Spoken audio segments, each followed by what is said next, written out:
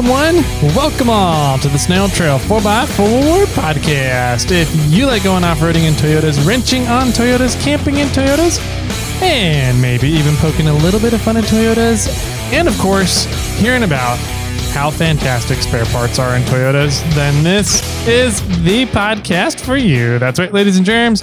My name is Tyler, and coming to you, not live, but pre-recorded here in the Snail Trail studio with a big old tire up on the wall is the one and only Mr. Jimmy Spare Parts Jet. Mr. Jimmy Spare Parts, how are you? I am doing fantastic. That's good, man. Yeah, thank you. Did you like the new addition to the studio? I do. The tire up on the wall? It looks good. It's pokey on the backside. Jesus yeah, Christ. it probably has some wire sticking out of it. It does. Some of the cores. Yeah. No, that's cool. This is, let's see, which one was this? This was the front driver side. This was the front driver, huh? Mm-hmm. Yep. I was trying to read the patch. Oh, yeah. Like, I should be able to figure this out. Yeah, so this is one of the Milestars that was, that we punctured the tires and had the glue tread patches on there. Yep. So that's cool. We should get like a paint pen and cross out Milestar and write Yokohama. That'd be funny. Yeah. No, fun trip. That's still, I think, going to be the highlight of the summer trips for me. Yeah, that was rad. Yeah. One of the Slow County Crawler guys just did a post. He's private on Instagram. Okay. And so, it didn't go out very far, but I do follow him, and he did a post on Instagram about how he's getting rid of his spare tire and his spare tire carrier because he got some glue treads. Nice. And he weighed everything, and it was like his spare tire was like 110 pounds, and it was and then the carrier was like 40 pounds. Yeah. So he's like, I'm getting rid of 150 pounds of weight for this pack that weighs like 5 pounds. Yep. It's fantastic. That's been my biggest reason why I don't carry spare tire. Is mainly because I don't want it on top of the vehicle. It's too much weight up high. Yeah. And B, the 4Runners have such a long ass on them that you put that 150 pounds way out cantilevered like that. Right. Yeah. It takes so much out of the suspension. So as I can't run a spare tire, I've got to find some other solutions, and glue tread and Colby valve and Morflate Ultimate Tire Repair Kits to the rescue. Yeah, absolutely. I was second guessing myself, but it's 111.8 pounds was his tire and wheel. Wow. Yeah, that's crazy. What would that be? A 37? Yeah, that sounds about right. I don't think he's bigger than that. Because your 37 Toyos were 124, 125 pounds. Were they? I don't remember. And my 3950 IROCs and beadlocks were 118. I remember your 37 Toyo non-beadlocks were heavier than my 3950. And steel wheels. Steel rims too, yeah. And I've had forged aluminums or whatever they were. Yeah. The race lines. But those Toyos are heavy. Yeah, they are. They're heavy as fucking tire. Yeah. That's when I got these Yokohamas, I'm like, oh man, these are light. These are luscious. Yeah.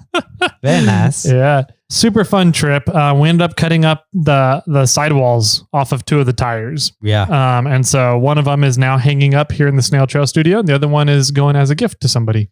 Nice. Yeah. I don't know if he listens to the podcast. I haven't heard too much from him since the trip. Have you sent it yet? No, not yet. Oh.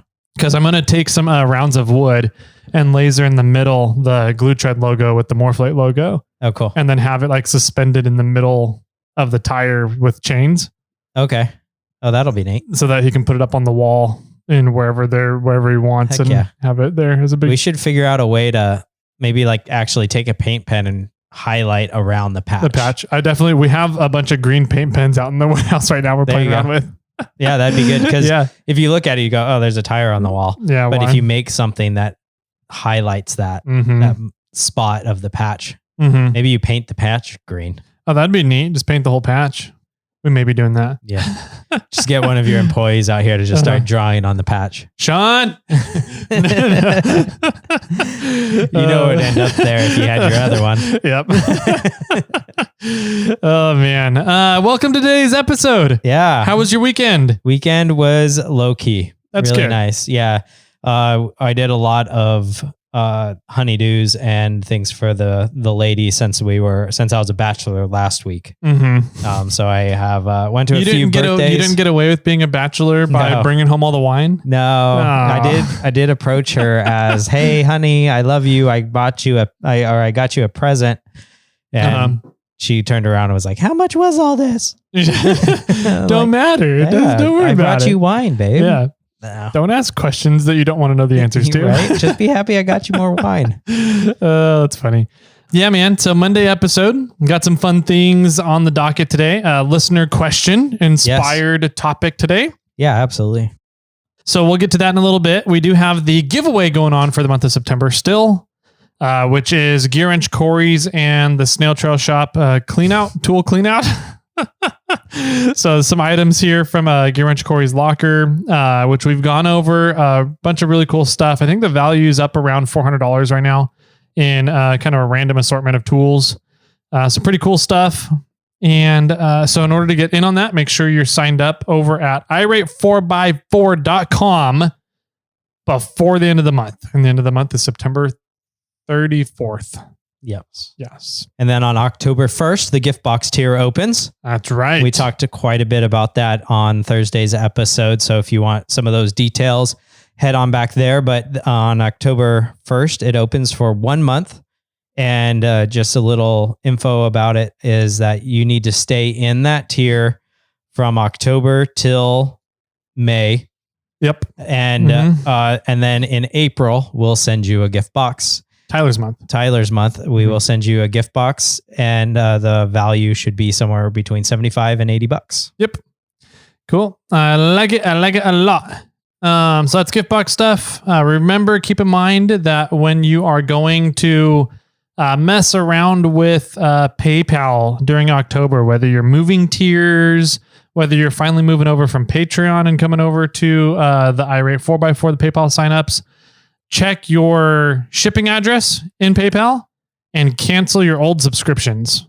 So if you're bumping up tiers, you need to make sure you're canceling those old subscriptions. We will not be canceling them for you. Correct. So I think that does it for updates. We'll be making sure that gets echoed into your ear holes throughout the month of October so that nobody has any excuses why you didn't get it done. Yes. Other things to do on your guys' to-do list. But in regards to checking PayPals and leveling up or leveling down and gift boxes, please check those addresses as well. And do it sooner than later because we're trying to get the gift boxes out here in the first week or second week, hopefully first week of October. So you guys need to really double check those ASAP. Yep. Double check all your shipping addresses. Debbie Poole, we're looking at you. And Brian Bendix. Yeah. So yeah, check all those. More stuff to do on your guys' to-do list. We have a questionnaire form for episode 350 coming up in about 2 months. Yeah. Roughly. So less than 2 months. About probably. Every 10 episodes is a month. A little bit. A month and a week. So 5 weeks. But we're almost halfway through the 30s. Oh, that's true. Stupid time travel. Messes up my math. So yeah, just under 2 months here. We got episode 350 coming up. We need questions from you guys. So we're going to have questions set up and we're going to be asking the assistant and the secretary questions. They're going to be asking us questions. I'm going to ask Jimmy questions. Jimmy's going to ask the secretary questions. I don't know. Jimmy's going to ask me questions. Yep. But we don't know what any of those questions are because they're all coming from your guys' heads. Yes. So you need to log on. There's a link down below. Google form, I think is what the link is called. Click on that, enter your questions, and you guys can point it at somebody if you want. You can say, question for the assistant, blah, blah, blah. And she will be forced to answer that question. Yeah. Yeah. It should be a really interesting day. We're going to have some of that DeRose wine while we're doing it too. Yeah, totally. Now that I'm thinking and saying that, maybe I'm going to write in some questions. Keep them from miscellaneous or from that you don't have to enter a name. Yeah. The name section is not mandatory. Nice. So if you want to submit a question, you have to put a question in, which seems sort of silly, but you can't submit a blank form. Yeah. However, so I could leave the name empty and just poke a question at one person. Okay. You just get my head is flooding with ideas. I know, now. right? Yeah. I know. Okay, so what we're gonna do now is we're gonna read all of our questions. Right. Any question that came in blank either came from Tyler or I. Oh, that's funny.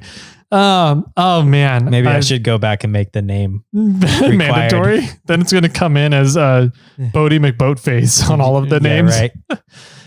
So yeah, we got that.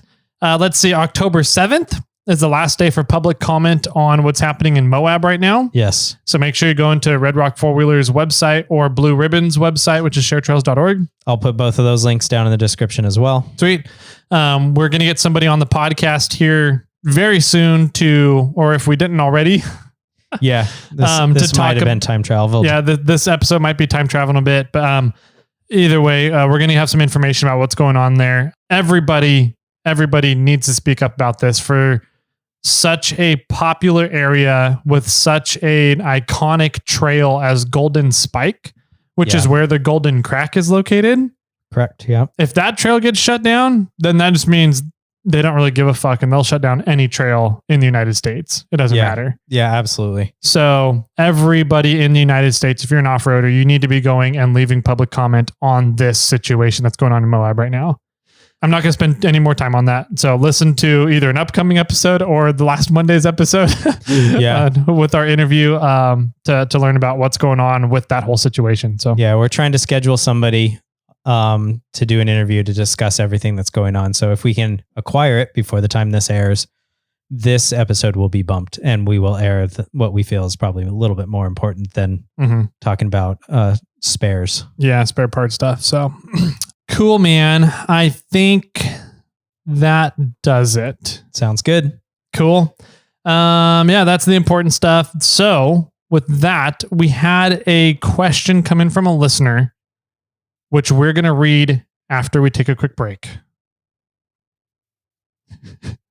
Brian Murphy needs to find it on his phone. Hold on one sec. All right, we're going to take a quick break so that Brian can find it on his phone because he's obviously too old to understand how technology works. All right, everybody grab your favorite drinks and we'll be right on back.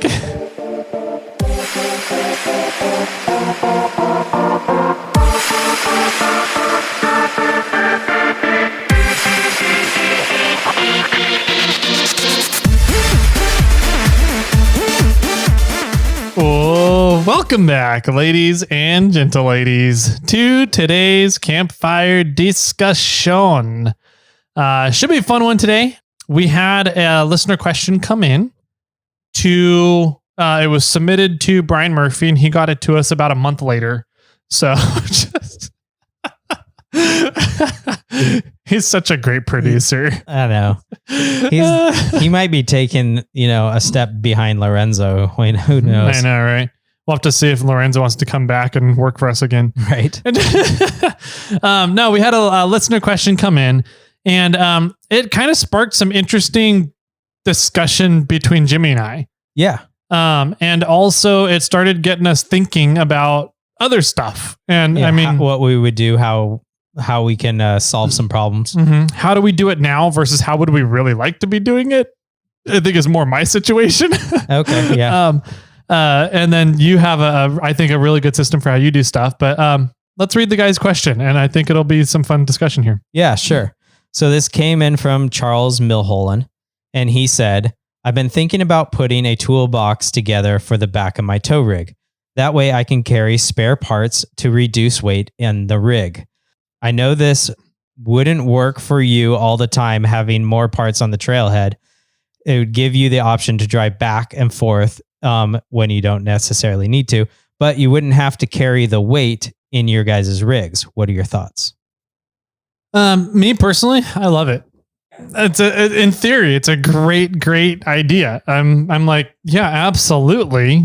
If you do have a tow rig and you're towing to and from the trails, like in my opinion, that's the point of the tow rig is to hold all your crap for you. Kind of. Yeah. Kind of. Yeah. Uh-huh. And to some extent, I already do this, right? Mm-hmm. There's some of the heavier objects that I don't want to carry on my crawler when I'm going out on the trail that are or could be of need if I ever break it, but I leave them at the tow rig for like a worst case scenario. Yeah. So, but I do carry a lot of spares and spare parts on my rig as well. So to me, it was kind of like, well, should I stop carrying a lot of my spares that I carry? Should I just leave my spare parts bin at the tow rig? And if I ever have a problem, I just need to figure out how to get back to the tow rig. Yeah. To pick up a part and then come back Just out. Go back in the trail. Rig. Yeah. You know, or where's the balance in this? Do I carry all the parts on the rig all the time? So if I have a problem, I can solve it. Yeah. Isn't that a song like Vanilla Ice? But, okay. Or should I just leave all the parts at the tow rig, or is there a combo of both? So I think it's a great question. Me personally, what I do now is when I had my drawers before my drawers were stolen, I actually had like a good stock and supply of spare parts. I had U-joints, wheel bearings. I had a bunch of different hardware, belts, stuff that could easily go wrong, that are small things that when you can just put back in, you're up and running, no problem. Right. And ever since my drawers were stolen, I've never really restocked those parts supplies, the spare parts supplies. And I feel very naked when I go wheeling because I haven't done that yet. But I'm also kind of like, I don't really have a good way that I want to store them either. This has kind of got me thinking of, I don't have a tow rig. So what do I need to carry on the trails? Right. And you do have a tow rig. And so what do you carry on the trails versus what do you keep in your tow rig? Which would be, I think, a different story from what I learned about recently, which is some guys on irate 4x4, they don't carry spare parts in their rig at all. Sure. Because they're going to places like Sand Hollow, where it's a conglomerate of trails right there near where you're staying. Yeah. And so you just go out for a couple hours and then come back, and so everything. But what happens if you break down?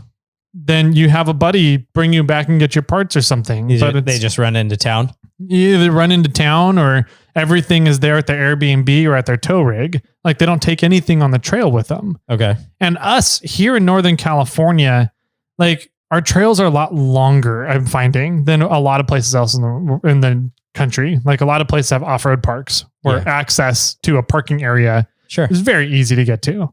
Or like Arizona, where the trails we learned you can lap a trail 6 times in a day. Yeah. They're a quarter mile long. They're really hard. Long. Yeah. There are a couple of obstacles and that's your trail. Whereas like in Northern California here, the Rubicon is 20 miles long. Right. Fordyce is 12 miles, 14 miles, 12, 14, something like that. Somewhere in there. Doozy Ursham, 30 miles long. Like, and so it's like, to me, I'm like, no, I should be carrying spare parts on my rig. Yes.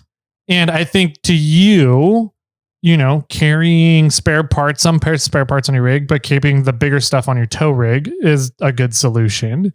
And then for somebody that is going to Rush Creek in Pennsylvania, like they don't need to carry spare parts on their rig. They just leave it all in the parking lot. Yep. So I think it's a really interesting conundrum to try and figure out what really works for you. What do you keep in your rig? What do you keep in the tow rig versus what you carry with you? Or, what are stuff that you just don't really need to carry that, you don't need? Sure. It varies, right? It varies for the situation. Like if you're going to wheel the Rubicon, I feel like you need to have parts on you.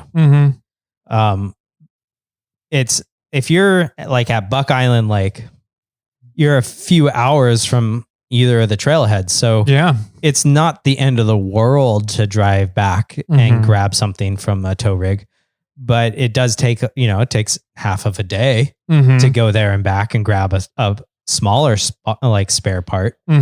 So, I mean, I would carry some of the smaller things that might go wrong, some wheel bearings, some studs, some, steering arm studs or hub studs or extra hubs, and some axle parts, I think, is what I would carry, and then carry some fuses and some of the smaller items that are pretty easy and lightweight to take along. But like let's say you carry a whole nother axle. Yeah. Right. Then, I'm not going to carry that on my rig. I don't want to, in our case, which is one of the things that we enjoy about Toyotas is they have third members. So I carry a spare third member. Yeah. But I leave it in my tow rig. Okay. right? Because I don't want to carry. I don't. It's 100 pounds, 80 pounds, 80, 70, whatever it is, somewhere in there. I don't want to worry about that in the bed of my truck, rolling around, bouncing. Even if I put it in a box or something to protect it, it's still a lot of weight back there. That's a spare tire almost. So, right. So I leave that at the tow rig. Another thing is like, you don't, in my case, I don't break a third member very often. I've done it once in my entire career of wheeling. Yeah. So, but it's still a nice thing to have just in case. And even in my case, that one time I drove out on the broken third member. Yeah. There wasn't much left of the ring gear when you got back, but, unfortunately, but you drove it out. Yeah. Other things that I carry a Burfield and a short axle shaft. A short inner? A short inner. Okay. With me. Okay. And all the other axle shafts and another set of short and Burfields I carry in the tow rig. Okay. So you have all your axle shafts and Burfields covered, at least in the tow rig, back at the tow rig. Okay. Yeah, but usually from my knowledge, it's usually the short one that ends up having problems. And they're not very big. So they're easy to store away. Yeah. So I have those. I don't have chromoly ones. But I do. That's why I carry the shafts as well. So a Burfield and a shaft of a non-chromoly version. Gotcha. So I would have to completely take everything apart and pull the axle shaft. But if you're pulling a Burfield, you're all that you're deep deep anyway. That shaft's coming right after the Burfield. So. Exactly. Yeah. So that I carry with me. But I think, a lot of it comes down to just sort of trail time and trail experience and seeing what breaks often on your type of vehicle or what do you break often on your vehicle and carrying some spares of those. And then anything else that doesn't, it's like, it's one of those rules, like, right. If I go out, if something breaks one every 5 times I go wheeling, I should have that probably with me. Yeah. If something breaks once a season, I could probably leave that in the tow rig. If I break something like once every 3 years, I might be able to leave that at the house. That's an interesting way to think about it. I hadn't thought about it in terms of how often are you breaking parts? Well, I think, I was thinking about it more in terms of weight and size. Sure. But I think they usually correlate with each other. How often you're breaking something versus their weight and size as well. Kind of. Yeah. I don't know. I think to some extent, there's some people that have a heavy foot and maybe they're breaking third members every trip. Yeah. If maybe they're on 42s and a Toyota 8-inch and they're just blowing things up. And so, maybe they do need to carry a third member with them. I scratch and dent my drive shaft often, but I've never ripped a drive shaft apart or twisted one or crumpled one. It's like, it seems like Ian from Wheel Every Weekend, like every time that guy goes out, he breaks a drive shaft. I don't understand his affinity for breaking drive shafts. It makes no sense to me. I did carry a spare drive shaft on my rig for a long time. And then I just stopped. Yeah. Because it's like, I haven't broken this. I got a spare. I should take it with me. Yeah. But I never have an issue with it. Yeah. And I mean, maybe there's something to be said. It's like, I never have an issue with it, but that day I do. Yeah. I wish I would have had it. Had the drive shaft. And so maybe that's something I need to put back in the tow rig. Yeah. In that kind of situation, like with drive shafts, in my opinion, that's why God gave us 2 drive shafts. It's kind of. So that if you smash one or obliterate one, you can still get off the trail and front wheel drive with some friends' help or something. Yeah. Or just re-oil drive. Yeah, whatever it is. So yeah, I feel that's also something true. It's like, is this going to put you dead in the water? Or is it going to be able to get, are you still going to be able to get off? Redundancy. Yeah. That's a good point. Because I forgot where I was going to go with that. Like I saw a guy shear steering his steering arm off his knuckle. Okay. Right. And it's, maybe you can weld that back together or weld one onto the other, but they're 2 different metals from my knowledge, and it wouldn't hold very well or very long. So maybe carrying, if that happens and you lose steering, you're pretty dead in the water. Yeah. Like, you can kick a tire or push it with some rocks or, use a piece of wood and shove it between their beadlock and their tire and try to bend it. and push it one way or another, but that's going to ruin a day. Yeah. So maybe it's to your advantage to carry those on you because it will keep you it will make you dead in the water. Yeah, that's very true. And then, one thing to consider, I think is this going to ruin your day, or is it just going to make it so that you're no longer there for wheeling, but now you're on a rescue mission to get you or whoever you're with out of there? How bad of a scenario is it going to be if you're breaking that part? Yeah. Yeah. I mean, That's how about a power steering box? Like a power steering box. Yeah. If that's not attached to your frame or it's not working anymore, you're not steering anywhere. Right. And then you're winching yourself everywhere. And there's too many spots, I think, in trails where you need to make a turn. You can't just winch your front end sideways because there's going to be rocks or something in the way. Yeah. So a power steering box probably doesn't break very often, but it might be nice to have a spare in a rig. Unless you're a JK. Yeah. Unless you're a JK and you're on a winch hill 4. Yeah. It seems what's interesting is it seems that a lot of the heavier Toyotas, like an FJ80, a lot of the heavier rigs, something like an FJ80, upgrade their sector shafts to become bigger and stronger, but mini trucks don't do that. No. And so, I mean, that's sort of interesting that an IFS steering box is strong enough for like forerunners and pickups. Yeah. Well, the IFS box is essentially the same box as the FJ80 box. You just have a forward throw. Correct. On the FJ80. Yeah. So the worm gear is spinning in a different direction. Exactly. But, Lee from Cruising the Camp and I were talking about it. I think the FJ80 sector shaft is bigger than a mini truck's sector shaft. Oh, okay. And the 100 series is larger than the 80. I know that one. Yeah. I don't think that they're the same exact box with the different worm gear. Oh, okay. But he could probably clarify that. Yeah, he's probably got the dimensions of them. Yeah, he was taking that. Like I was talking to him one time and he had an IFS box and an 80 and he was sitting there with calipers measuring them. I don't think it's very much different. Like they're very similar. It's a little bigger, but it's not like, oh my gosh, it's, it was when millimeters sounded big, but if you converted it to inches, you're like, yeah, 16th or, of an inch diameter bigger. Yeah. It's like, that's not very much. No.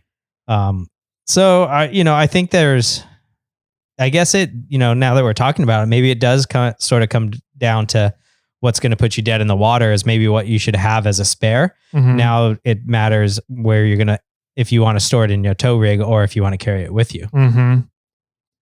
Yeah. And that's kind of, what I'm thinking with the new axle build.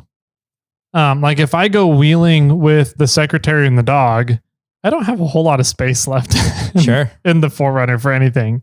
And so it's, spare parts. I definitely have all my tools, recovery equipment, welding gear, but spare parts are kind of left to hydraulic lines, hydraulic hoses, spare brake lines, belts, and a couple of bearings right now, really. Maybe some jumper cables in the future.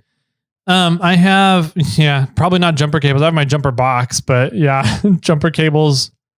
I did debate on throwing in the 2-aught cables that I still have now. I was thinking about throwing those in just for random. I don't know what I'd use these for, but yeah. Well, no, I don't ever think you're going to blow up that alternator again. Hopefully not. But it might be good to carry that alternator and then that 2-aught cable. So if you ever have a problem with an alternator again, then you can, you have a backup. Yeah, because that's a thing, right? An alternator is this grapefruit, a little bit bigger softball sized object that you can carry around, takes up space, takes up weight. But it's like, if you lose an alternator, you're pretty dead in the water. Like unless you're carbureted, like fully carbureted and nothing, no electronic injection, no fuel injection, no electronics in the vehicle at all. Yeah. But I know that like on a few episodes ago, we were talking about how, Hustle Nuts was out on Fort Ice and lost his alternator and you lost your alternator. And I said, it sounds like we need to carry spare alternators. And I sort of going back on that, because as long as somebody has jumper cables, Yeah. you're still able to get off the trail. Yeah. You have to charge batteries. You might ruin a battery, but you can get off the trail, and jumper cables in one way is more versatile than somebody's alternator. Yeah. Now the alternator would solve all your problems and allow you to change an alternator and get on your way and, continue on. But I think jumper cables are lighter. Yeah. And they might take up more space because you can't. Maybe. Yeah. I mean, it would be more square space, but I think less volume than an alternator. So I think there's an interesting argument to be had there about, what can you carry instead of, should I carry an alternator because that's going to solve the problem ultimately? Or should I carry jumper cables because that will still get me off the trail? It's lighter, it's smaller, and I can jump another vehicle if I can help somebody else out. Like say, you found a Ford on the road dead, you can jump it, you can't give it your alternator. Yeah. So that's a good, not a dichotomy. It's a good, this way or that way. Or is there another way to do it? I don't know. Right. Yeah. Now as like a power steering box, you can't carry a set of jumper cables to help you out with the power steering box. No, I think, most vehicles are pretty good on power steering boxes as long as your frame is plated. And if you're a heavier vehicle and have a weak steering box like a JK, a 4-door JK especially, get some sector shaft braces and steering box braces. Right. Or learn how to drive. Or carry a welder with you and plan on using the welder at some point during the trail. Yeah. To weld the box back on. Yeah. Weld the box on, but you can't weld the sector shaft. That's true. Yeah. That's hardened. So maybe carry a spare sector shaft instead. That's not a bad idea. I mean, those don't take up a lot of space. No, you do have to open the box completely up and it'd be a lot of work, but it would solve the problem. It would. Yeah. And it would be less weight. A lot less weight than carrying the box. Yeah. Yeah. That's interesting. I hadn't really ever thought about that before, just carrying a sector shaft. Yeah. What are some other things? Like for me personally, one of the things I'm doing with my axle build is I'm trying to find this fine balance between strength and minimizing spare parts I have to carry. Sure. Yeah. A common ground between front and rear. Yeah, exactly. And so, 2005 and up unit bearings, they're huge. Yeah. They're big, they're bulky, they're heavy. Do I carry one on the trail with me or do I leave it back home? Or because until I get a tow rig or a tow trailer, I guess, I'm not going to have it. Or do I bring it up and throw it in somebody else's tow rig at the trailhead? Stash it in a bush. Stash it in a bush somewhere. Yeah. It becomes a geocache. Oh man. So you should carry one of those bear lockers up. That'd be funny. And then you just stage that at the staging area. Yeah. That'd be fun. Go hide it in a bear locker at a campground and put a padlock on it nearby. Yeah. Yours is a matter of space, weight, and tow rig, right? Yeah. So anything I carry, I've got to take with me on the trail pretty much. Yeah. See, I think for your unit bearing, it's decently sized, but I think that's going to be a dead in the water scenario. I agree. If I lose a unit bearing, I'm not going anywhere. So I think, unfortunately, that it's a decently sized object. I think that's something you should probably carry with you. I am kind of reaching that conclusion as well. The other thing is my calipers are going to be the same on all four corners.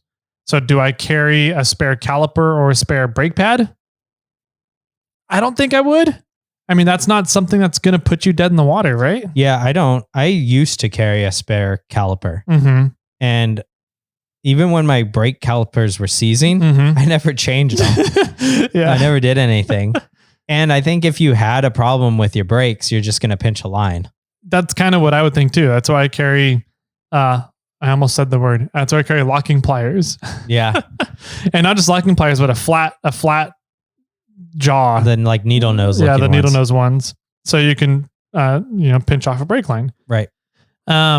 So yeah, I don't think I would carry a caliper and a brake pad. But I might keep some spares at home. Yeah. For the third member, I'm gonna have the same third member front and rear. I'm definitely not carrying a spare third member. No. Those things are way too big. I don't think you're ever going to break a third member. I don't think I would either. But I might keep one back at home. I haven't decided yet. It would be a matter of, do I want to spend another $2,000 on just to have a spare third member set up with an e-locker in it back at home? So that I can just, after I get off of the back from the wheeling trip, I take the broken one out, put the new one in, and get the other one fixed, and then get the other one fixed when I have time. Yeah. I mean, it's been nice having a spare transfer case to do that with. Right. So I'm kind of like, man, it's kind of nice doing that. And I have the spare transmission now. I need to fix the old transmission. So yeah. I don't know. Like, and other than that, like I'm trying to. Yeah. Do you want to carry a spare transmission and T case though? No. Yeah. But would you carry those in a tow rig? I don't think so. You don't think so? What if you're making a trip across country? I didn't carry them when I went to MOAB. Okay. All right. I don't know. I mean, that's like, where do you draw the line? Where do you draw the line here on stuff? That's what I was like. Am I just going to take Becky on a trailer with me? Get a 48-foot gooseneck? Yeah, and bring 2 trucks. And why are you bringing 2? Well, this one's my spare parts. That would be pretty funny. Oh man.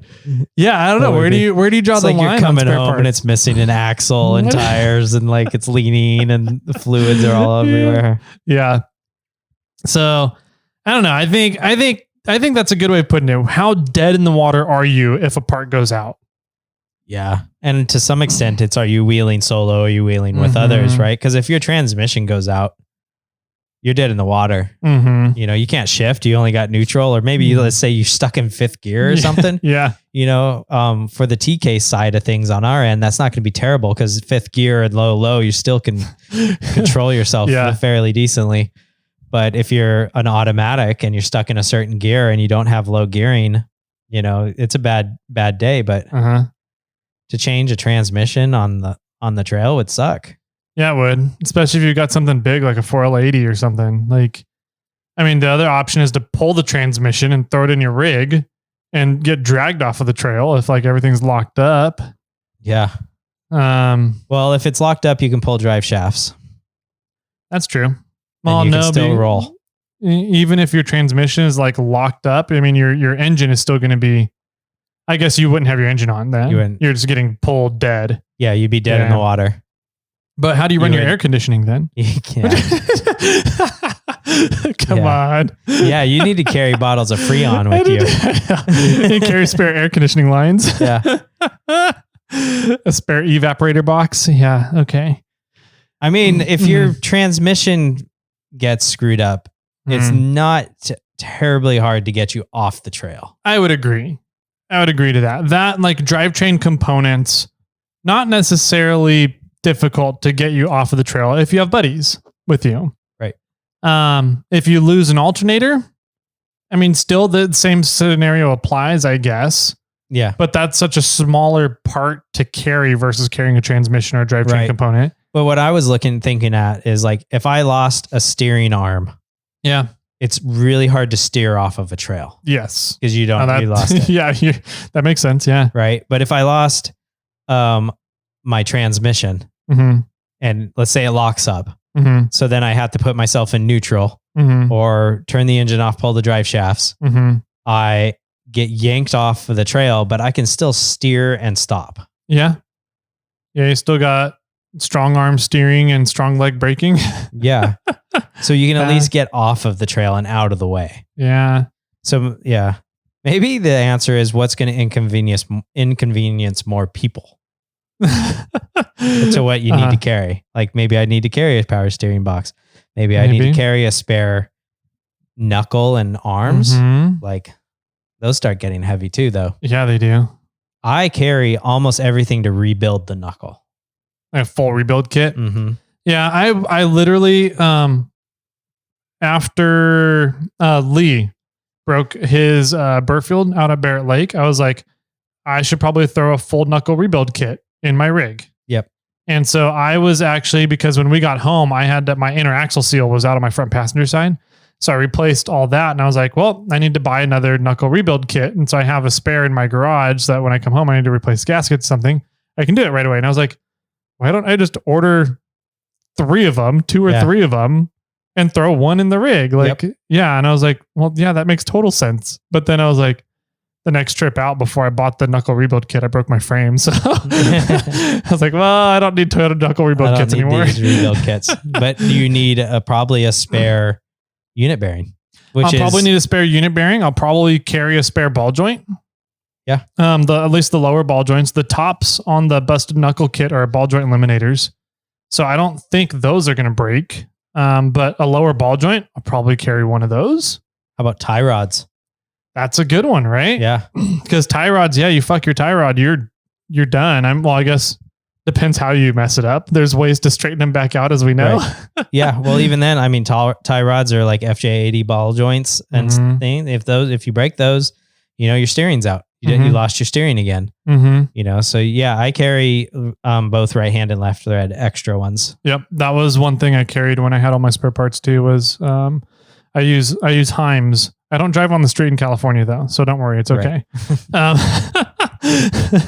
So I carried spare Heims with me all the time. That's something else I do need to put in my spare parts. Right. And I have 2 bins of spare parts. I don't think you knew that. I thought you only had one that you take on the trail with you? I have 1 bin that I take on the trail with me. Okay. And I have a long trip bin that I throw into the tow rig. Okay. Yeah, I knew. I knew you had one for the tow rig, one for the trail. Yeah. So I have one, and that's pretty much what it is. It's like, I have some bearings and rebuild knuckle kits and, some random other miscellaneous like stuff like hub studs or wheel studs or some bolts and, some nuts or whatever. And then in the other one, I just have more of some of the same and some of the, I think I have a knuckle in there and I have, or maybe 2 knuckles. I'm not even sure. I have a lot more in-depth things in my tow rig, tote. Yeah. Than I have in the other one. Yeah. So it's and has that always worked out for you pretty well? I mean, have you felt like you need to like move stuff around, or you're like, I don't really need an extra Burfield in my trail gear, my trail tote, so I'll just leave it back at the tow rig now? Or I've only broken my third member once in 22 years. I just leave that at home now. I don't need it in the tow rig. Right. It seems that it works out fine, but it seems like I do have a lot of redundancy. So if I break something and I have to repair it, I'm pulling out of what I have on the trail. And I don't really need that at the one that's in the tow rig. So I feel that I can go through the tow rig one, and whatever's redundant, I could just leave in the trail repair. Okay. And then leave the rest of it at home. And then leave the rest of it at home and replenish what I have. And then I don't need some of that stuff in the tow rig spare because they're with me out on the trail. Yeah. Where the tow rig spare set that's like, yeah, okay, I broke a knuckle or I broke a third member or axle shafts. Those are the ones, some of the larger ticket items are in those. And when I tow to like the Rubicon, I don't carry the other one. The tow rigs kit. Okay. Usually. Yeah. Because it's not terribly far from, I'm not far from home. Yeah. You're an hour and a half from home from the trailhead. So, yeah. So like worst case scenario, I have to drive all the way back to my house. Yeah. And grab something and come back. Yeah. Where like when I went to MOAB, I throw this other kit in. Yeah. So that's interesting. So I need to figure out what are those parts that I need to carry. Now that I have more space for it, because I have everything in those step 22 bags now, and it like takes up a third of the space everything used to. I was like, I have a little bit more space now. What spare parts should I be carrying? I think a unit bearing is going to be one of them. Absolutely. I think a lower ball joint is going to be one of them. I think hardware. I need to add more hardware into my spare parts. What do you mean by that? Like knuckle hardware. Oh, okay. Suspension bolts and nuts. Yeah. Okay. And then belts for the engine. And I think I'll probably will add jumper cables to that too, because it'll fit in the same space that I have hydraulic lines in, right? Right. So if I have one hydraulic line with the battery jumper cables, they'll be in the same space. They take up about the same amount of space, whether you have one or both of those. Yeah. And then brake lines. That's still something I don't carry that I keep telling myself I need to get and put in spare parts. Yeah. For the most part, I loved having the Speedway Motorsports brake line kit, but for some reason it wasn't working very well when we were out on Moab. When I removed my leaf spring and I broke my brake line in the process, I went to try to rebuild it with the Speedway Motorsports one, and it wasn't holding pressure. It was leaking out of the threads. Interesting. Yeah. So I don't know if one or both of that something has been changed in the, at one point in time of me having the rig, and the threads that should work somewhere else weren't working back there, or if I have a kit that isn't the proper threads. Yeah. But and that might answer some of the reason why I had sort of a spongy pedal, because I did for a long time. I did a trail fix when I did Snake Lake, and one of my front brake lines blew up, and I replaced it. And ever since that point, there was a sponginess to it. But since then, I've now put steel braided brake lines on. Yeah. And I'm still having some problems. But so I don't, it could be one way, half a dozen the other. Yeah. However, they didn't work in Moab. It it would have worked enough to get me off the trail probably. However, it wasn't a very good fix. And so I'm not quite sure what that is, but those Speedway Motorsports brake line kits are pretty slick. Yeah. I agree. And that's what I've been wanting to carry as well. I just still haven't gotten around to doing it, and I keep kicking myself for not doing it. What about hubs? If you have selectable hubs, is it better to carry a selectable hub or just carry a drive flange? You can just punch in there. And that's what I do. I carry drive flanges. So if if your hub blows up, you just throw a drive flange on, and now you're stuck in 4-wheel drive until you get off the trail. Then you can pull it off. Yeah. But it's less parts, less moving parts. It's less weight, less volume that you have to carry. So yeah, I just carry drive flanges. Yep. I think that's the way to go if you're looking for like spare parts for your hubs, because you don't need selectable hubs to drive on the road. Like if you can usually, now even full float, everything you're kind of C-clipping your axles in, right? Like, do you need the hub? You don't need the hub gears in. You need the hub housing on. It's some grease or fluid might come out if you don't have it on there, but it shouldn't really be. You shouldn't be getting grease or fluid up there for the most part anyway. Yeah. You shouldn't use your hub as holding fluid in. Why not? What's wrong with that? So if you broke a hub out on the trail and you have drive flanges, you can put the drive flanges in, drive back to the trailhead, take the drive flange out, and then put the cap back on. Yeah. And you could drive all the way home, and now it's just open. Yeah. The flange doesn't hold your axle shaft in. Yeah. Either that or pull your front drive shaft, I guess. Yeah. And leave the flanges in. Exactly. If you're a Jeep or something and have selectable hubs for some reason, you can pull the drive shaft, or any rig, you could pull the drive shaft, Yeah. So I mean, that wouldn't be a big issue. What about engine components? Power steering pump, power steering lines, hydraulic lines. I think we've talked about that already. Spark plugs or spark plug wires. Yeah. See, I don't feel that those fail that often. Yeah. While you're out there, I was trying to think of like a water pump. I mean, that might be a good one to have in your spare or your tow rig. I mean, an alternator we kind of talked about, like jumper cables maybe are the answer, or carry an alternator, whatever you want. And then, I mean, power steering pump. If that goes out on you, you're not fucked. You'll be able to still steer. You're just going to be strong arm steering at that point. One thing that, not trying to leave the topic, but one thing that we kind of haven't talked about is fluids. I mean, I carry a lot of fluids. I do too. That's one thing that I carry a lot of and I keep well stocked of is fluids. One thing I need to start doing is using the fluids in my crate on my rig and then replenish the tools The or crate. the fluids in the crate. Yeah. But yeah, I carry enough to pretty much do, like, if both axles went out and my oil failed Mm-hmm. and my, well, shit, I don't think I carry enough gear oil to do my T cases, my transmission, And the axles. and the axles. Okay. So that's quite a bit. That That's would like be a lot. 2 gallons. I carry 2 gallons. You do carry, that might be enough then. I think I could do carry. It would 2 be gallons enough to get you off the trail. for sure. Yeah. And I carry enough to do motor oil swap, A full engine. full engine swap. Interesting. Okay. Yeah, you carry more fluids than I do then. and then I carry brake fluid and power steering fluid. I carry automatic transmission fluid, Mhm. even though I don't have an auto transmission, but somebody might need it. Yeah. I also carry WD-40, Mhm. no squeak. Yep. I carry a bunch of grease.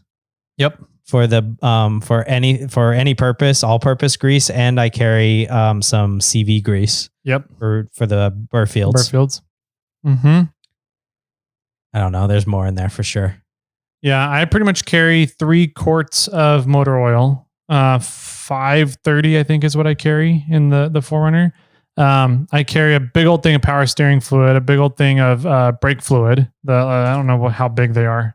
Yeah, the tall. 2 quarts, half a gallon. Sure. The tall cylinder ones. And then I carry gear oil. I carry enough to do the 2 differentials, the 2 axles. So What's that's that, about a gallon? A quart and 3 quarters, 1.35 quarts each. So, what is that? 350, 3.5 quarts. Sure. So almost a gallon. yep, almost a gallon of gear oil. And the grease, I do carry 1 thing of marine CV grease and 1 thing of all-purpose grease. Yeah, and these are fluids we carry with us out on the trail. Yep, I don't think there's a point of leaving any fluids in your tow rig. I would agree to that. Yeah. If you're needing fluids, you need them now. Mm-hmm. Yeah. Yep. Yeah, fluids are a good one that we didn't touch on. That should be in your trail stuff. Yes. Yeah. And there's some pretty good, pretty sweet containers out there. Rough Stuff has a couple of them for carrying fluids in that are really streamlined. They're designed for the specific sizes of your standard sizes for fluid containers. And they're like locked, so you can keep them locked in at weird angles wherever you need to package them at, which I think is cool. Yeah. Yeah. What other parts could there be that you might take? What about carrying spare parts for your tow rig? Spare parts for the tow rig in the tow rig? Yeah. I mean, that'd be interesting. It's something that you probably should do or consider. Yeah. I mean, I would definitely, for the tow rig, I would carry a spare tires for the trailer and the tow rig. Yep. Which usually have spots to live permanently on those 2 devices. Some extra fluids. Extra fluids for the tow rig for sure. I think I would carry like spark plugs and spark plug cables for a tow rig at the tow rig, just because that's like my mode to get home. Like, sure. If the engine or something's going on with the engine, I think. When have you ever been somewhere and you've not been able to drive home because your spark plugs and spark plug wires didn't work? I've done that 3 or 4 times with Really? the first gen Forerunner. Yeah. Mainly because it kept fouling the spark plugs. I didn't know why everything kept fouling the spark plugs. Yeah. So there was a bigger problem. There's a bigger problem, but having the spark plugs and wires got me home. Sure. To diagnose the problem, kind of thing. Now maybe carrying an alternator for that. Probably. Well, see, my thing is because I depend a lot on electronics in the Forerunner, more than most people do in their rock crawlers. Sure. So yeah, an alternator might be a really good thing for me to carry because a lot of the systems I have in the Forerunner depend on electricity to work. So especially if you're going to go to e-lockers. Especially if I'm going to go to e-lockers. Yeah. So yeah, I mean, that would be, for me personally, an alternator I think would be a better way to go than jumper cables. Yeah. Which means I need to get a second Premier alternator. That's going to hurt the pocketbook. Yep. Or you carry a normal alternator around with you and the jumper cables. Yeah. And make sure that the voltage regulator in the vehicle is working correctly. Yep. Yeah. Yeah. I mean, I think it depends on what you do, how your vehicle's set up. And I really like what you said earlier about how often are you breaking stuff? Like, are you breaking things once a month or once every 3 trips or something? You should probably keep that in your rig, in your trail rig. Are you breaking things, once a season? Yeah, keep that in your tow rig. Are you breaking things once every 2 to 3 seasons? Yeah, you probably just keep that at home.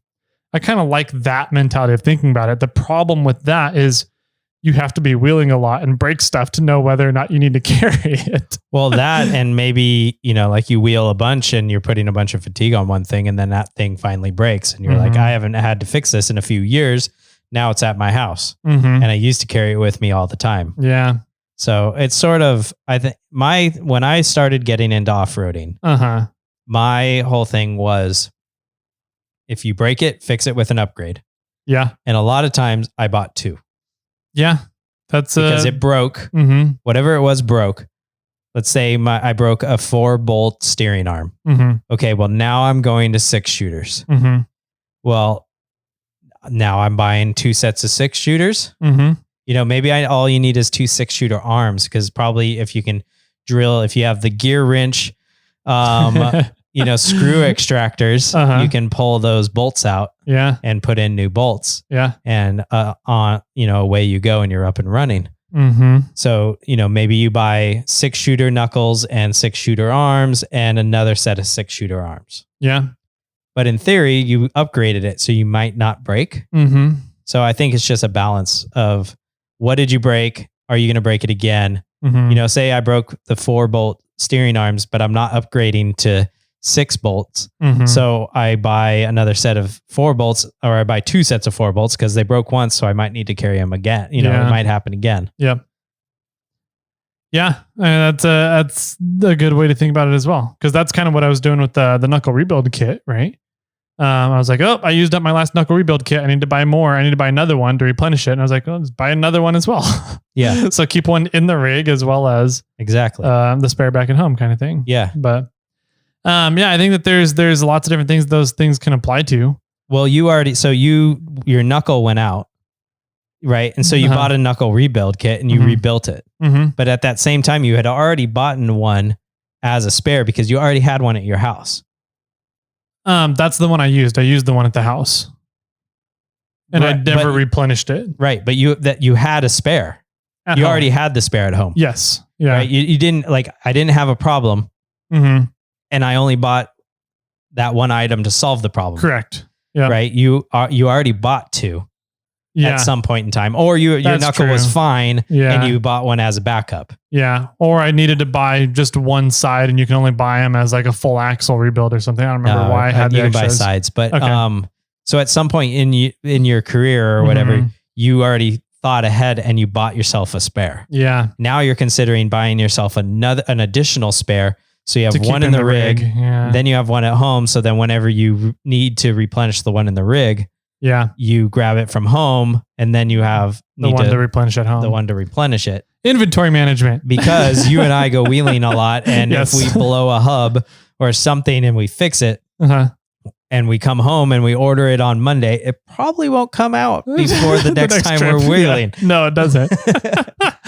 Yeah. That's. I think there's a lot of good stuff here in this episode. I'm curious, kind of how other people view spare parts. And how do you manage spare parts for your vehicle, for your rig? Do you use spare parts at all? Like, there's a guy in our club in the Mad Hatters that can literally completely rebuild his Bronco there on the trail. Like, he's got all his spare parts stashed away in the Bronco. It's really impressive. Wow. Yeah. But I'm like, that seems too excessive for me. It seems too heavy. It seems super heavy. And I'm just like, after I put a bunch of effort putting in thought to what spare parts and everything I was going to carry with the first gen 4Runner after my toolbox was stolen. I never really replenished everything, and I never really had a situation that left me dead in the water other than MOAB and then leaf springs. And my knuckle, when I broke the knuckle ball off of the axle. Right. Both of those are pretty catastrophic. But those are pretty catastrophic. So it's like, do I really need to carry a bunch of spare parts? I'm still like, yes, I do need to carry spare parts, but I'm now having troubles figuring out what spare parts I need to carry. I think the good question out there for a lot of people is, what do you need to carry? Yeah. That's, I think, the question for, everybody is what should you be carrying? Mm-hmm. And for the most part, what the stuff that I carry are axle rebuild.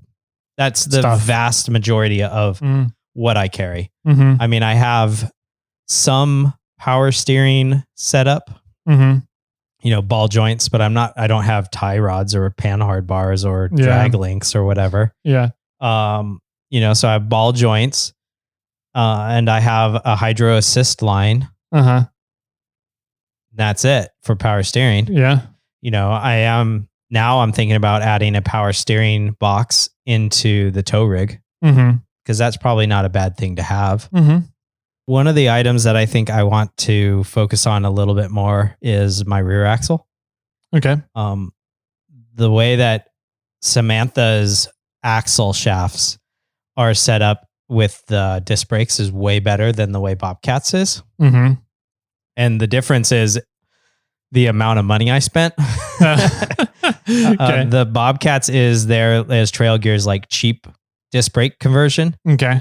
And that one makes you put the disc brakes onto like the axle shaft flange.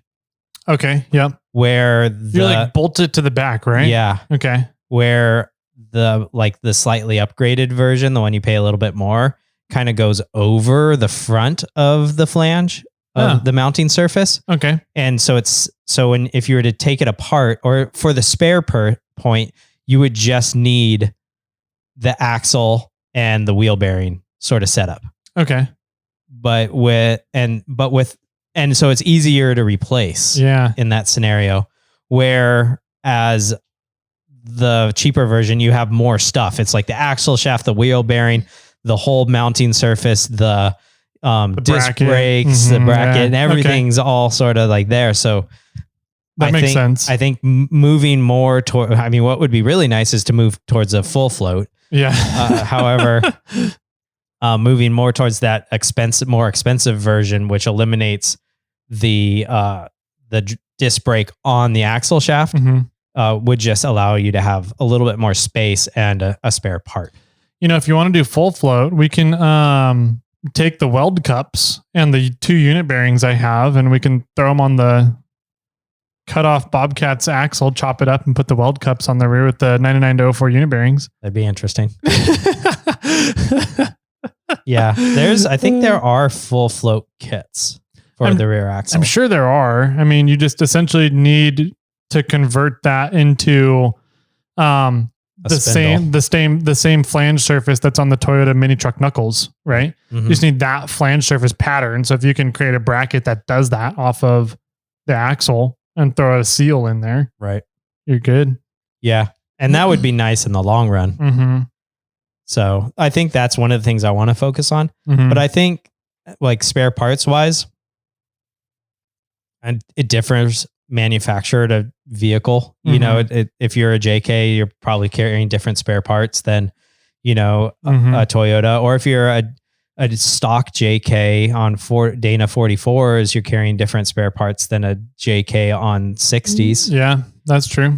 And so I think it's really vehicle specific, but I think one of the things that I've learned after this discussion is what's going to put you dead in the water. What's going to make it so that it's like near impossible for you to get off the trail. Yeah. I think steering is the biggest one. Yeah. Now that and I don't have a lot of that. So I do think that steering is a item that I will put a little bit more focus in and possibly carry a steering box or maybe carrying some extra steering components. Mm-hmm.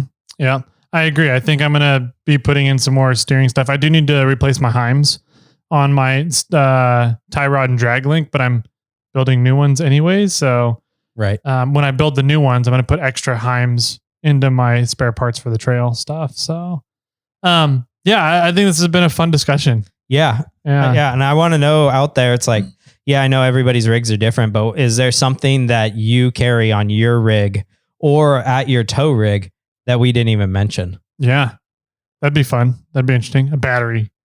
I mean, yeah. I mean, maybe. Yeah.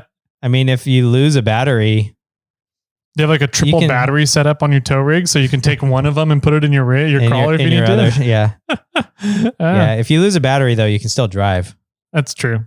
So just need to be able to start it. But yeah. Yeah. And then you just jumper cable it or something. See, jumper cables. Yeah. Jumper cable. I think now that's like everybody needs to have damn jumper cables. Right. Because those jump boxes, who knows how long you would be able to drive your vehicle on a jump box. Not long. And they might help you to jump your vehicle and get it started again, but you're not going to be able to get somebody off the trail with it. Yeah. So it's more of a fancy thing that I'll have in my overland rig, but I'll still carry jumper cables. Yeah. That's something I don't do. I have vastly less spare parts for the Tacoma. Yeah. I mean, you're also not going in a lot of dangerous spots where you're going to break the Tacoma. Yeah. And it's not as modified. Yeah. But there's still... Isn't modifying supposed to make them better though? Yes. I would have a very good argument to say that Bobcat is stronger now than it was stock. That's true. But I'm throwing it into way worse situations than I could if it was stock. It's true. Yeah. Right. It's super strong. Like a solid axle is way beef compared to an independent front suspension. Yeah. But I don't think I could make it up. What was it called? The Rock Chucker. Oh yeah. Rock Chucker in a stock 91 Toyota pickup. True. So I'm putting vastly more stress on it. Yeah. So. And I do agree that, but there's still probably some stuff that I should carry for the Tacoma that I don't. Yeah. Like tie rods. I mean, there's definitely things that I should carry for the F-150 that I don't, like tools. Yeah. Fluids. In general, fluids. I don't carry any fluids in the F-150. Yeah. I carry tools in the Tacoma. I carry a Crescent, like 145 or 150 piece kit. Yeah, that's a great kit for those. I should probably look at getting that and throwing one in the F-150. Yeah, dude, so my alignment was way off. Well, and I don't carry tools in my tow rig because I carry a shit ton of tools in the crawler. And anytime you have the tow rig, you have the crawler? Pretty much. In situations you would need it? Yeah. I mean, if I'm going out somewhere crazy, I'll probably have the crawler with me. That's true. I mean, you had to use the crawler to fix the tow rig in MOAB when you were there for 2 weeks. I did. Yeah. So yeah, on the drive home, I had to pull the crawler off to go get parts. And I had all the tools in the world in that to tear the front of the Ford apart. Yeah, so I got the alignment done, the F-150, because it was pulling hard to the right, to the passenger side. And I was like, I'm pretty sure my ball joints are shot on it. Like, I don't think they've ever been done. It's got 160,000 miles on it now. I took it down some pretty rough terrain this summer in a couple different areas. So I was like, I'm pretty sure it's a ball joint. And I took it in and it was 9, at least 9 degrees out of spec. Wow. Minimum. It was like 9 to 14 degrees out of spec. Dang. Okay. So, but was it a ball joint? It wasn't. It was just the caster. Oh. And they said that just the caster adjustment bolt had gotten loose, or the caster adjustment had gotten loose, and it worked itself out of alignment. And I was interesting. Like, okay, that's okay. But like, there's stuff, if I'm going to start taking the F-150 up to Fordyce and taking it down to the brothel, or taking it out to Gold Lake, or taking it out to wherever else I take it, I need to start putting some spare parts in there. Yeah. We need to lift it. Yeah, we do. We need to build some sliders for it, because I've crunched up those steps this summer. Yeah. No. So anyways, it's fun to think about, what's the best way to do it. And it's different for every person and what your priorities are.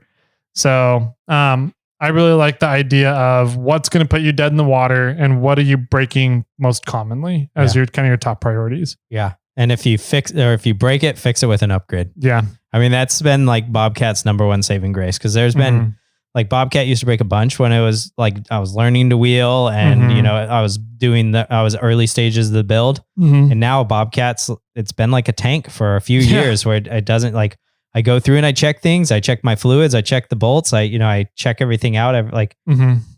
almost before and after every run. Mm-hmm. And because I think I do that regular maintenance and I've done upgrades on things that have broken in the past, it seems to be pretty legit and not have any problems. Yeah. Whenever we go wheeling, it's not very often that I have a problem with Bobcat. Yeah, just every 12 years you got to change a hydraulic line, right? And every 20 years I change a third member. Yeah, yeah. So yeah, I don't know. Fun topic, fun things to think about and just kind of discuss. And and it's one of those topics where I don't think anybody's ever right. There's no right or wrong. It's just kind of like, what are your preferences and how do you do it? And see if you can kind of pick some ideas off of people's brains on how they look at spare parts and how they carry spare parts. You're like, oh, I like that concept. I'm going to start using that kind of thing. No, definitely. I do. There is a wrong. Yeah. Yeah. If you don't carry any spare parts. Yeah. I think that's a wrong. Yes. So if you start carrying spare parts, then you're doing okay. But I think if you don't carry anything, I think you're wrong. It's like sorry, I agree. You're gonna break. Yes, that is just true. to let you know. I would agree with that. If you don't think you're gonna break, you're in a magical world that off-roading does not exist in. Yeah, right. But yeah, thank you, Charles, for the question. We chatted a little bit on that with on Instagram in regards to that, but I think we covered it way more in depth here today. And I hope people out there got some ideas from us, or hopefully you guys have some ideas for us as well. So you can write in Jimmy or Tyler at snailtrail4x4.com. I'm on Instagram, snailtrail4x4 Toyota 4x4 Toyota Tylers. You can also phone in and tell us something that we might have missed. 916-345-4744. Also, you can comment on this podcast over on iRate 4x4. That's right. We'll both be checking that out as well. Yep. Sounds good, man. I like it. I love everything about this episode. It's fun to me to think about and conceptualize different ways to do stuff. Yeah. So I think, something we kind of didn't talk about, but it would be in everybody's mind is how to store all that stuff too. Definitely. Storage is a whole nother thing. Like, yeah, for sure. Charles said he's adding a toolbox to his tow rig. So he's going to throw everything in there. And I think that's a pretty good method. I store a bunch of stuff in the back seat area of Clifford. And I've considered pulling those seats out because it's almost not very often that I have a third person in there, and that would give me a lot more space. But and then in your off-road rig, you should definitely have space available for spare parts and fluids. So. Yeah, even if you drive a Samurai, especially if you drive. Well, maybe not a Samurai on 1-ton axles. Yeah, or Samurai ton. Tons? Yeah, 1 ton. 1 ton. What about CJ5s? Yeah, they need every part in the book. They shouldn't even be wheeling. They belong in museums. They do. They're too old. With that, Jimmy, do you have any final words for everybody out there? We have a broken shelf count, or a counter of broken parts. That is true. And so if you do go out and wheel and you break something, you can feel free to send it in to us and we'll show it off on our shelf over here. Yep. And with that, my friends, keep crawling.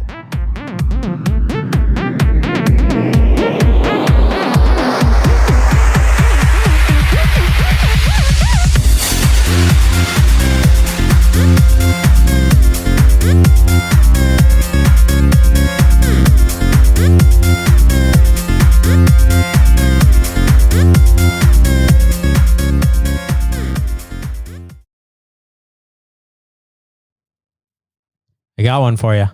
Ready? What vegetable is cool, but not that cool? Cantaloupe. Nope. Watermelon. Nope. I don't know. The radish. Okay, I like that one. That was a good one.